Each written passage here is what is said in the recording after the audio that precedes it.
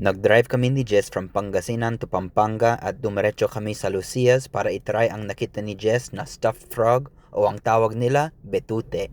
Nag-order din kami ng pinakbet Kapampangan at syempre hindi pwedeng hindi matikman ang sisig Kapampangan habang dito kami sa Pampanga.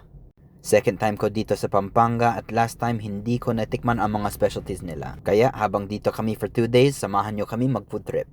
Habang nilalagyan ko ng kalamansi ang sisig ko, dumating ang stuffed frog, kaya tikman natin.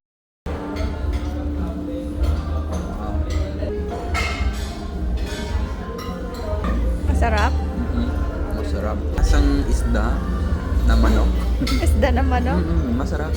Hindi siya kagaya ng palaka na natikman ko dati na ginawang adobong palaka. Pero masarap talaga siya. Kung nakapikit ako sa lasa pa lang akala ko isda, pero yung texture naman parang manok.